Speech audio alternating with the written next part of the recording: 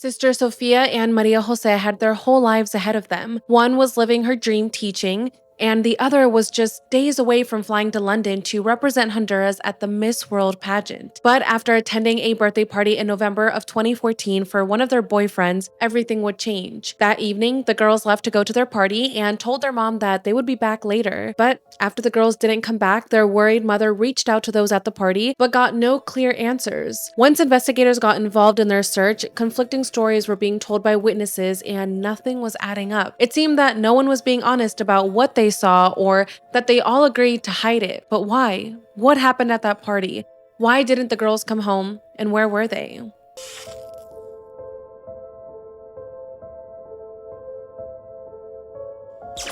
Hi everyone, welcome back to my channel. I hope you're all doing super well. If you're new here, welcome. I upload a new video every single week, mainly cases from Latin America or cases that just haven't received enough media attention to help bring light to them and just help us hear their story and how to better stay safe. Make sure to subscribe and become a part of the familia. We just hit 281,000 subscribers a few weeks ago, which is just insane, and I am just so grateful that we continue to grow. My goal is to hit 300K by the end of the year. Hopefully we can hit it because, the more that we grow, the more impact we can make and the more awareness that we can continue to spread. So yeah, thank you all so much for being here with me every single week. Today, we're going to be going all the way to Honduras to discuss a case that has just really stuck with me. There are a lot of layers to this case, and before we get into it, I do just want to take a quick moment to thank today's sponsor for supporting this channel. Thank you to Grow Therapy for sponsoring this video. Life can be a lot sometimes, whether it's work, relationships, or just trying to stay balanced in a world that just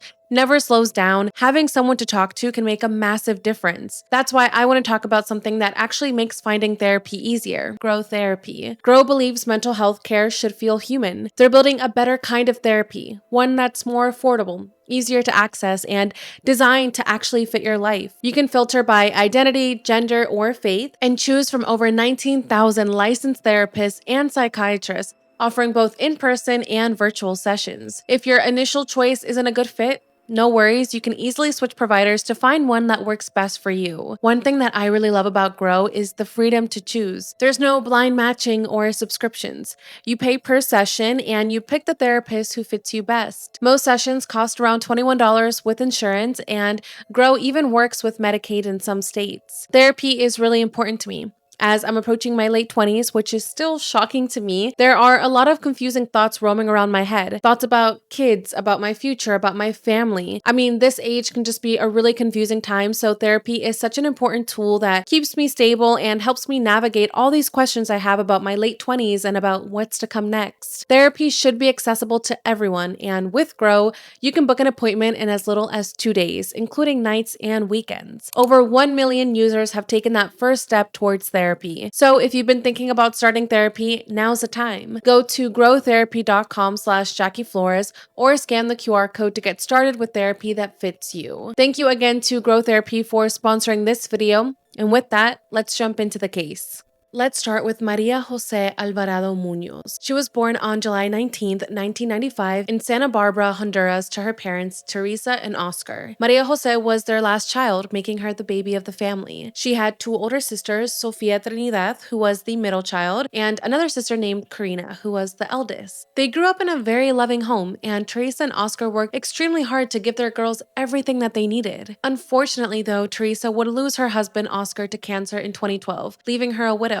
Teresa lost her husband of 25 years and the girls lost their dad. It was a very difficult and devastating time for the entire family, but Teresa just knew that she had to be strong for her daughters, now having to be both the mother and the father role for them. She says that despite all their hardships, especially the loss of their father, her daughters grew up as very happy girls and were really close to one another. They were like best friends. From an early age, María José was really into beauty and fashion. As a little girl, she was that type of girl who loved to put on lip gloss, play with makeup, just always had like glossy lips, and even as she got older, she continued always having her lip gloss with her, which I thought was just really cute. We've all been there before when you get into makeup and you just get to experience girlhood. She dreamed of becoming a model and says that she just loved all things beauty and show business because her mom always dressed her up so girly. She always did her hair nicely and took her to singing and dancing classes when she was younger. She also loved participating in school events and in shows and performances for this same reason. She loved everything that a show entailed. around, the glam, the makeup, the hair, the outfits, performing in front of people,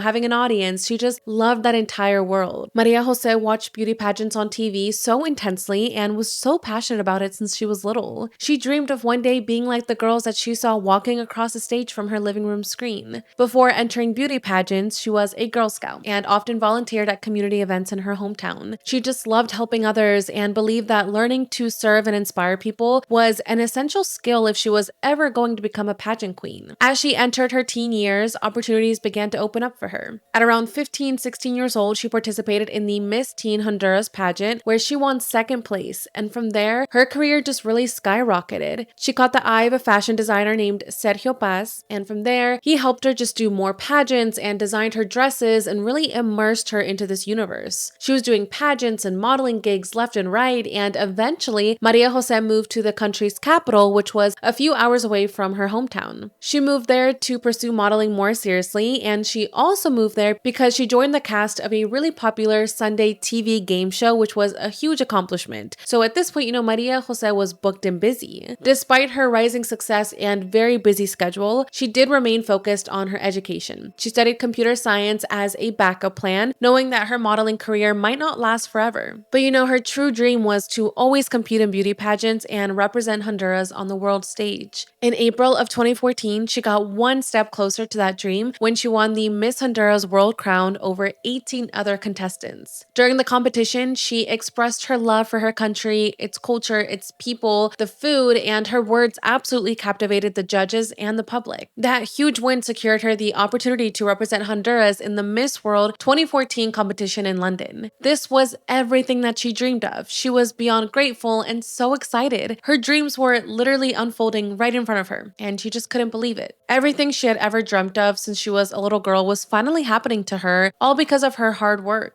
The Miss World competition is one of the most prestigious pageants in the world, which began back in 1951 in the United Kingdom. For Maria Jose, at just 19 years old, it was an incredible opportunity. In the months leading up to her departure, she trained intensely. She was taking lessons in general culture. She was working with pageant coaches. She was choosing her outfits, planning just everything that she was going to do on this trip. She was staying active at the gym. This was so much work, and she was putting so much energy into this, but it was all worth it. Her flight to London was set for November 19th, 2014, and the pageant was set in December. This was her chance to bring her career to an international stage, and she was so excited for what was ahead. So that's a little bit about what was going on with Maria Jose.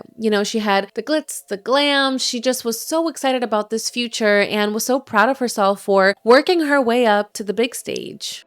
Ya casada, ya graduada de las carreras que me gustan, que son relaciones internacionales, o si no de lenguas, con mis hijos dentro de 6 años, con mis 2 hijos, que pienso tener 2 hijos, pues me miro una persona realizada, ya con mis metas, una persona trabajadora, una persona que ya esté en práctica su profesión me miro una persona ya como ya realizada, la verdad, ya con mis metas cumplidas. A tu edad, 6 años, no es muy corto la carrera de modelo.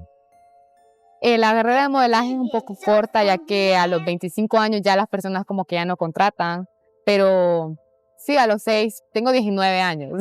Sería a los 25, ¿verdad?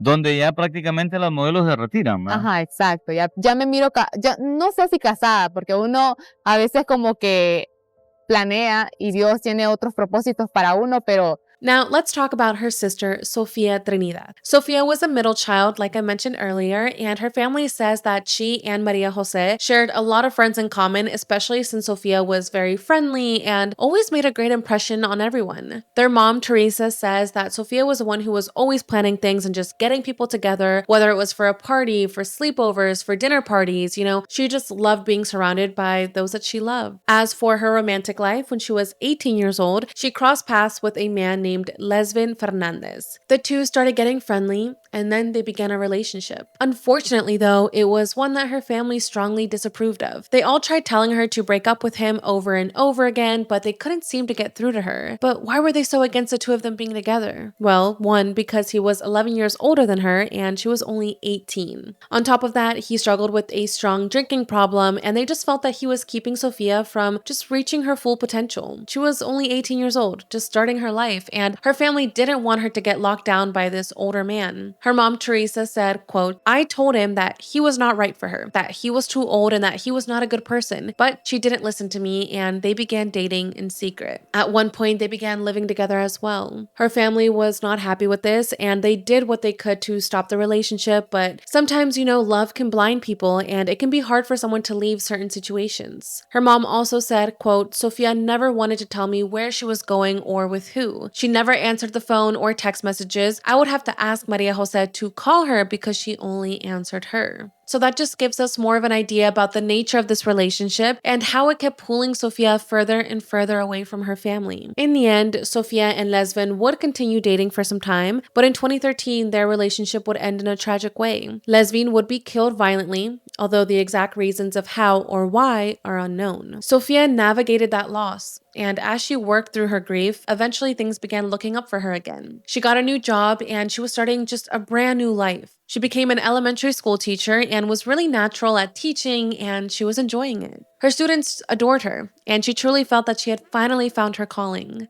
Although she enjoyed teaching elementary school, she also took a job teaching adult school. So things were going well for Sofia, but when she was 23, things would unfortunately get rocky once again in her romantic life, when she caught the attention of one of her adult students, 31-year-old Plutarco Antonio Ruiz Rodriguez. They started as just friends, but then they began a romantic relationship. However, neighbors and friends began telling Sofia's mom, Teresa, more about Plutarco. They told her that he didn't have a very good reputation, that he came from a family with some troubling history, and they warned her that he might not be the best partner for her daughter. Plutarco's father and his brother had both been killed because of their ties to criminal groups, and there were rumors that now he was following the same path. There was also word about how his other brother would just get girls around his town pregnant and then never see them again, and that Plutarco was no different. So Teresa remembers hearing all of this and then sitting down with her daughter and telling her everything people were saying about him and about his family and about his reputation. And she said that Sofia, was receptive and agreed that she would slowly break things off with him just to avoid any conflict. Her sister, Maria Jose, also told her to not fall into that same cycle again of a bad relationship. But unfortunately, leaving Plutarco would be difficult, and Sofia knew that the warnings from her mom weren't the only ones. In addition to his troubling personal life, his personality was volatile. He was so hot-headed, he was jealous, he was controlling, he was toxic, and he was violent. He'd be triggered with the littlest things, and Sofia walked on eggshells all the time around him. Although she wanted to, leaving him was not something she felt comfortable doing so abruptly. The more time she dated him, the more the family noticed changes in Sofia. She became increasingly nervous and even showed up at home with some bruises sometimes, which is so awful and heartbreaking. Overall, the relationship was very toxic, rocky, and on and off. They would go on full-on fighting, then making up, breaking up, and then getting back together. At one point, Teresa thought that Sofia and Plutarco officially ended things when Sofia learned that he had gotten a 17-year-old girl pregnant in his neighborhood. Sofia tried telling him to just, go focus on that baby that was on the way now, and for a bit, it seemed like they did break up for good and that Plutarco was going to go focus on this baby. However, it didn't take long for Plutarco to try to get back with Sofia. He would drive by her house and make it known that he wasn't going to give up. On Thursday, November 13th, 2014, Sofia decided to give him another chance. His birthday was approaching, and she organized a celebration for him at an aquatic park, which had been closed to the public specifically for this party. Now, this park was a leisure center with pools, with grassy areas, with children's water activities, with tables, and with a pavilion for parties with a dance floor and a stage for live music and other performances. For simplicity, I guess we can kind of refer to it as just like a park. Sofia was happy to plan this party for him as she navigated their relationship, and she even baked him a birthday cake. Now, one would think that a simple birthday cake would be a kind gesture, and Many wouldn't really think much about it, but to Sofia, even something so simple as a cake made her worry about how Plutarco would react. She was nervous that maybe he wouldn't like the design, the flavor, the frosting, or that it just wouldn't be to his liking in general. Maria Jose told her sister that if Plutarco truly loved her like he claimed, then he would like the cake no matter what. This just shows how anxious she had become since dating him and how she was truly on edge at all times with him. Now, Sofia asked her sister to go with her to this party, and at first Maria Jose refused to, saying that she just had too much to do. She was at the Capitol, she was planning to get on the stage at Miss World, she had so much going on, and she was planning on actually going back home later that evening just to get things ready for her trip to London. She still had to pack, she had to prepare all her outfits, and she also had a school exam the following day, so she was going to be quite busy. But her sister Sofia insisted. And eventually, Maria Jose agreed to go to the party. She agreed, saying that she would be her emotional support. When the time to go came, Plutarco picked Sofia up at around noon, and Maria Jose would later meet her at the party at around 6:30 p.m. when she came back from the capital. Once Maria Jose arrived back home, some men who worked for Plutarco, one of them being a close childhood friend of his named Aris Valentin Maldonado Mejia, arrived in a truck to pick her up and take her to the party. Teresa remembers Maria Jose telling her, all right, I'm leaving, they're here to pick me up. But she urged her daughter to just stay home, reminding her of the exam that she had the next day. Maria Jose reassured her that she would not be gone for that long and that she'd just go there for a while to be there for her sister, and then they would come back home. After saying goodbye to her mother, Maria Jose got into the truck and she was off. Teresa had no choice but to stay home and just wait for her two girls to return home later that night. However, after a while, as the night continued and the clock kept ticking, the girls still weren't home. And Teresa was starting to get nervous. She hadn't received any update calls, any messages, or just any form of communication from her daughters the entire evening, and she was getting worried. She thought maybe the girls had just lost track of time and would come back in the morning, so she tried to stay positive and went to bed. However, when morning came, they were still not home, and she still had no updates from either of them. This wasn't normal, so she knew that she had to figure out how to contact them, but wasn't sure where to start. She didn't have Plutarco's phone number, so she was panicking even more, knowing that she couldn't even call him to ask where they were or what had happened to them. She paced and paced around the house, thinking what she should do or who she could call or where she could go to find them, when she realized something that could be of help. Sofia had actually left her home at home before going to the party, so Teresa decided to pick up her phone and start looking for Plutarco's phone number. She found it and called him right away. When Plutarco picked up the phone, he claimed that both Maria Jose and Sofia had left the party with some random men, and that he was also extremely worried for their safety and for what was going on with them, because he hadn't heard from them since that night. He even said he would go to Teresa's home to be with her in person to talk more about it if she really wanted to, but we're not sure if he did end up going or not. When they hung up the phone, Teresa just kind of froze there with the phone in her hand. She knew that this could not be true. Her daughters wouldn't do that. They wouldn't get into a car with random men that they met and just go completely MIA with no text or a phone call to let their mom know that they're okay. She thought, okay, maybe if they did do this, Sofia has a reason as to why she didn't call or text me because her phone is at the house. But Maria Jose would never do that. She would never just go completely MIA. Plus, she had her exam this morning. So remembering that, Teresa called the school to ask if she had made it to her exam, thinking, okay, maybe they woke up, they were tired from the night before, she didn't have time to come home, she went straight to the school to do her exam, and that's why she hasn't had the chance to get in touch with me. So, Teresa was hopeful at this point, but unfortunately, when she called the school, that's when she learned that Maria Jose had not shown up for her exam at all. And it was at that moment that she felt that her entire world had collapsed. Teresa was now 100% sure that something was wrong. She knew something bad had happened. Maria Jose didn't play when it came to her responsibilities, so for her to not show up to her exam or to communicate with anyone was extremely alarming. She then eventually got a hold of one of Maria Jose's friends, which, just as a note, some reports say that Maria Jose had recently broken up with this friend, while others say that she was kind of in a relationship with this person, but not formally. Regardless, this friend told Teresa something that made her stomach drop. He told her, look, I'm freaking out because at around 11 p.m. last night, I was told that there was a shooting at the park and that Sofia was shot. Teresa was instantly in shock. A shooting, Sofia was shot, what? If something like that happened, how did no one contact her, and why didn't Plutarco mention that when she spoke with him on the phone earlier? She was so confused and she needed to find the truth as soon as possible. After searching all day for her daughters with no clear answers, the next day on November 15th, she went to the police, but she didn't go alone. Her other daughter, Karina, and Plutarco went with her, and together they filed an official report for Maria Jose and Sofia. The authorities quickly began searching, and there were a lot of theories being thrown around while they looked for them. Kidnapping was a thought, but with no ransom demands or other proof, the possibility of that seemed unlikely. As investigators questioned guests from the party, several did mention something that lined up with something that Teresa was already told. These guests confirmed hearing gunshots at the party, which matched up with what Maria Jose's friend told Teresa, but not what Plutarco told her about the girls leaving with these random men. Investigators just at this point didn't know who or what to believe. They questioned Plutarco, of course, since he was Sofia's boyfriend, and in a lot of cases, as we know, the boyfriend or partner is usually the #1 suspect.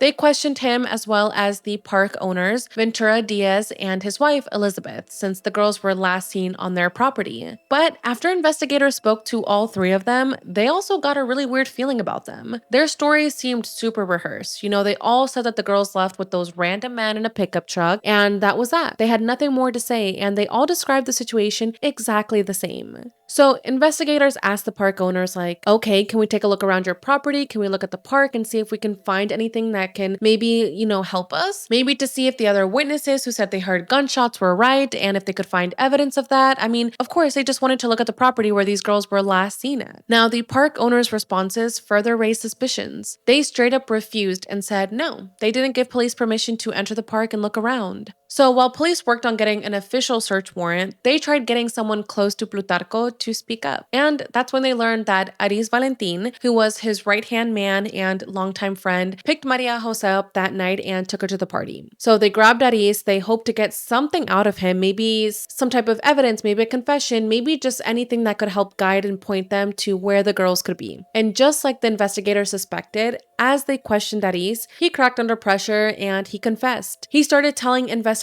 that the party had a lot of attendees and everyone seemed to be having a good time with the music, with the drinks, with the food, with the dancing, with everything. He said that Maria Jose spent some time with some friends and some admirers/fans who recognized her from the TV show she did and from the beauty pageants. So she was busy, dealing with those people all night. But on the other hand, apparently Sofia didn't look like she was having a good time. She wasn't really enjoying the party since she was kind of stuck beside Plutarco the entire night, who was drinking heavily and also using other substances. People noticed that she looked quite uncomfortable with him and she was kind of annoyed at being forced to be by his side instead of mingling with her friends or with her sister. At around 11 p.m., a man asked her to dance, to which Sofia accepted, which, as you can probably guess, ignited Plutarco's volatile side. He saw this and just went into a complete rage. He aggressively threatened both Sofia and the man to stop dancing in front of all the guests, then shouted for everyone to leave, but not everyone left. Some people still lingered to see what was going to happen, and those witnesses later recalled that Sofia and Maria Jose tried to calm Plutarco down, but his anger only escalated. He was shouting and he looked like he was about to get violent at any point. Then when Sofia began walking away,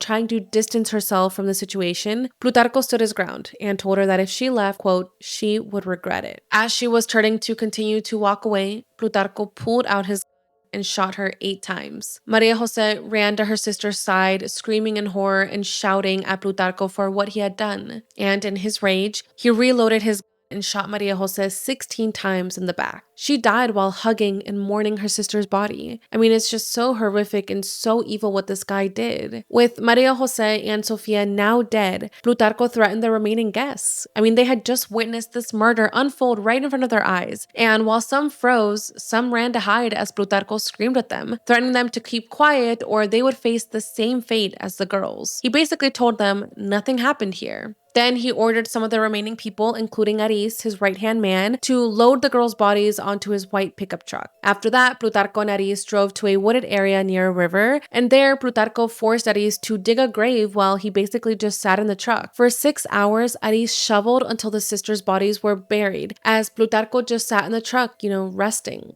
Then he covered the bodies with lime to mask any odors and just to ensure that no one would find them. After this, Plutarco took his truck to a workshop and he ordered the workers to sand and then paint the bed liner from the back of his truck to just get rid of any evidence. And that was it. He was just going to go on living his life as if nothing had happened, as if he didn't just end his girlfriend's life and her sister's life in front of people at his own party that she threw for him. It's horrible, it's heartbreaking, and it's just absolutely evil. Like, what human being does that? Plus, the fact that he offered their mom support and to come over to help figure out what happened is terrifying and shows that he had absolutely no remorse. So, although this was not the answer that they were hoping for, there it was. This is what actually happened to Sofia and Maria Jose. A senseless tragedy because of a man who couldn't control his emotions and did something permanent and evil over what? After his confession, Aris led police to the burial site and reiterated that he was forced to bury the girls' bodies and keep quiet, and that he didn't have anything to do with the murders. After 6 agonizing days, the bodies of Maria Jose and Sofia were finally found. Their bodies were semi-buried near a river in a wooded area and had been placed in shallow graves. Leonardo Osorio, head of the National Directorate of Criminal Investigation, told the media, quote, "We can confirm 100% that these are them. We deeply regret having to deliver this kind of news." The search for the girls was over, and now the family had to first face the fact that they had been brutally murdered and just placed in this shallow grave and just placed in these woods as if they were nothing, but now they also had to say goodbye to the girls and face the horrible news that they were gone forever. The discovery also happened to be on the day that Maria Jose was supposed to board her flight to London. So instead of traveling to fulfill her dream and just go compete in this beauty pageant and represent Honduras, she and her sister were instead just lying in a grave. After Aris confessed and the girls' bodies were found, he was arrested, and authorities moved quickly to arrest Plutarco as well. Now, to prevent him from fleeing the country, an operation to arrest him was carried out under the code name Operation Scorpion. Police approached him under the pretense of needing him to help identify the men he said the sisters had supposedly left with that night. They said that they were going to show him like several photographs of different men, but once the meeting was set, officers moved in and they placed him under arrest. So thankfully they got him. Imagine if he had fled the country. During his interrogation, Plutarco tried to shift the blame. At first, he pointed fingers at different people, then attempted to place all the responsibility on the park owners. However, as the interrogation dragged on, he just felt cornered with all the evidence against him, and at this point, he had no other option but to confess. Again, they had all this physical evidence against him. They had Aris's confession.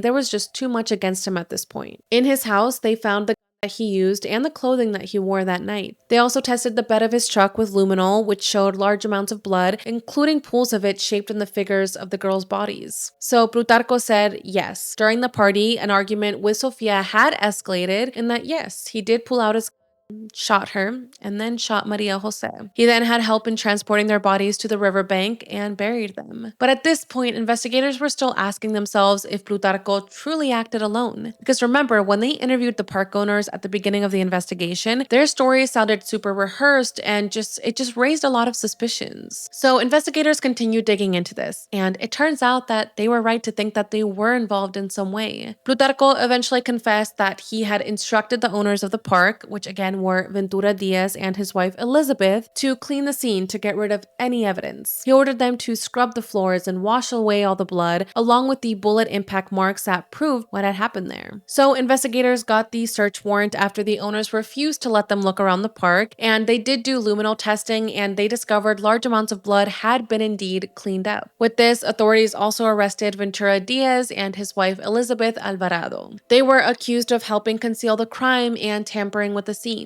So now the police have arrested 4 people in connection to the girls' murders: Plutarco, Aris, Ventura, and his wife Elizabeth. This was honestly a huge shock to the community. 4 people were involved in the girls' killings was unbelievable. The fact that all of them covered this up and were honestly trying to get away with it and acting like nothing had happened. It was crazy, and the community was just so furious at this. But not everyone was furious, actually, because Aris's family publicly defended him, saying that he was a good man and that he would never cause harm. From prison, Aris posted on Facebook saying that he was going through unjust times, thanking those who supported him and expressing his faith in God, and even accused the media of inventing stories. While many recognize that Plutarco was the true killer and, the mastermind behind this horrific crime, and that the others had followed his orders out of fear and believed they shouldn't be punished too harshly, some people thought otherwise. Many pointed out that if they had not been caught, the 3 accomplices would have just moved on with their lives, leaving Teresa to continue living in agony, never knowing the full truth of what really happened to her daughters that night. For many, to withhold the truth and cover up such violence was something that they could never forgive and believed should be punished as well. Now, the news of what happened to these two beautiful girls spread across Honduras and honestly around the world. Numerous news stations in the US covered the murders. I mean, it truly affected so many people. Vigils, marches, and protests were held, demanding an end to violence against women in the country that was happening at an extremely alarming rate every single day.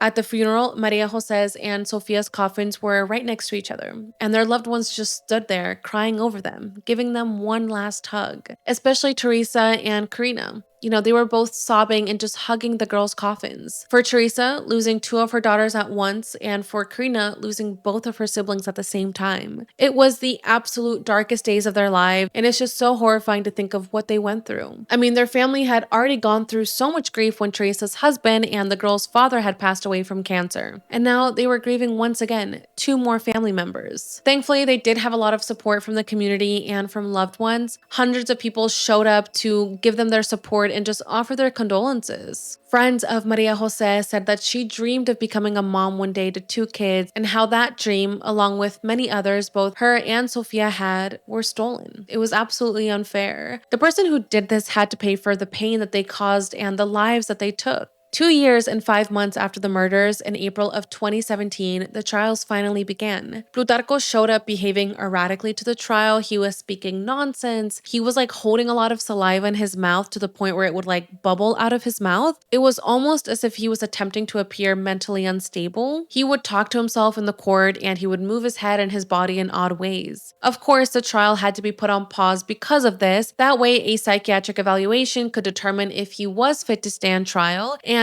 after that evaluation was complete, psychiatrists concluded that he was just faking his behavior to gain sympathy and leniency. So with this, the trial went on. Thankfully, the prosecution had a strong case as there were many witness testimonies and just so much physical evidence against him. Prosecutors emphasized that the crime stemmed from jealousy and misogyny. Forensic psychologists testified that Plutarco was violent, aggressive, and dissociated with a sense of superiority over women. With all of this against him, Plutarco was convicted. He received a sentence of 45 years in prison, 30 for killing Sofia, and 15 for killing Maria José. As for Aris, the park owners Ventura and Elizabeth, they were each sentenced to 4 years for their roles in concealing the crime. With everyone finally sentenced, this marked the end of this truly horrific chapter for the girls' families, so that they could now continue to grieve and finally heal from this. But unfortunately, this wouldn't be the last time that they heard of Plutarco in the media, because years later, in February of 2023, while serving his sentence, Plutarco was attacked and killed by two fellow inmates inside the prison. For some, Plutarco's death behind bars felt like justice. For others, true justice would have been for him to spend the rest of his life in prison, forced to face what he did every single day. Regardless, nothing can ever bring Maria José and Sofia back. They should still be here today, and their deaths should not have happened. At the Miss World pageant in London, Honduras chose not to send a replacement contestant, and the sisters were honored with a memorial in front of the entire world. The Miss World organization also released a statement, with the chairwoman, Julia Morley, saying, quote, "We are devastated by this terrible loss of two young women who were so full of life. Our thoughts and prayers are with the family and friends of Maria José Alvarado and Sofia Trinidad." It was a terrible loss not only for their loved ones and for their community, but also for the beauty pageant world and her friends and fellow contestants. Everyone, again, was just in disbelief that this had happened. For Teresa and Karina, it's just such a shock that now it's literally just the two of them.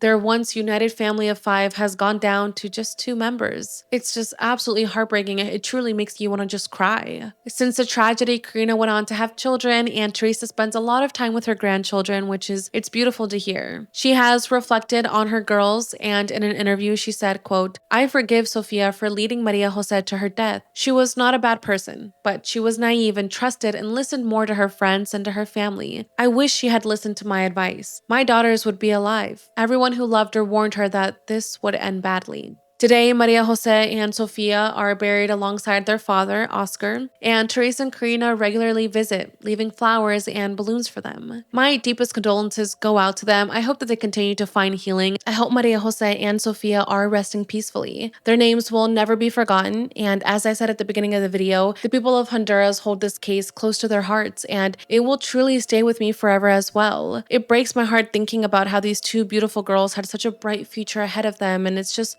unfair what happened. I don't know. I feel like this case has just been stuck in my head because just thinking of, Sofia being shot in front of her sister and then Maria Jose running to her to hug her and help her and then her being shot and dying with her sister in her arms. It's a nightmare and so disturbing to think about. I will be leaving some resources down below on how to navigate a toxic situation or how to support someone who is struggling with one. It's easy to think that this one happened to you or to someone you love, but the reality is that it could. A large portion of women murders are at the hands of a current or former partner, and femicide, as we've spoken about before, is also a very huge issue. Of course, this can also happen the other way around, as we've seen, so it's important to share cases like these to not only spread awareness on how to stay safe, but also for legislation to keep these offenders accountable, and also push support to victims and their families. It's also really important to educate our youth and people around us on what a healthy relationship looks like, how to treat their partners with respect, how to manage emotions, and communicate in a healthy manner, and the signs to look out for to know if they are in a toxic situation.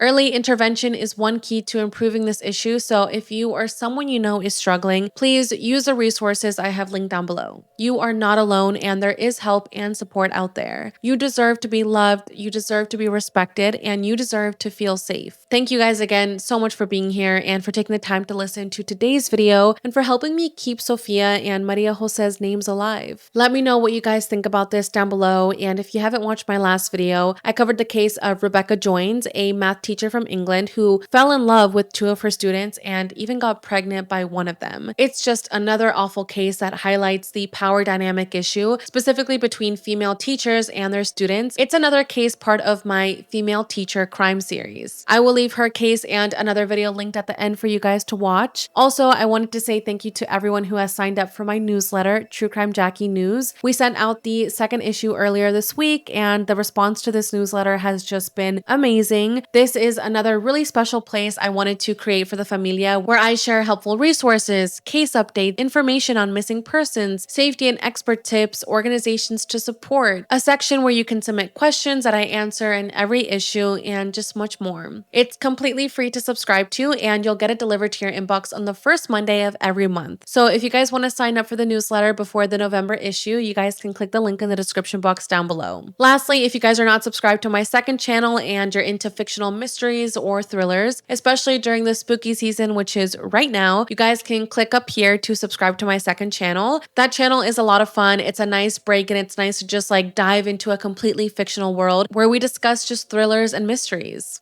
I just posted a video discussing the thriller movie Disturbia. That movie was crazy, so if you guys want to see that, I will also have that link down below. Thank you guys again so much for being here, and I will see you guys in my next video. Bye, everyone.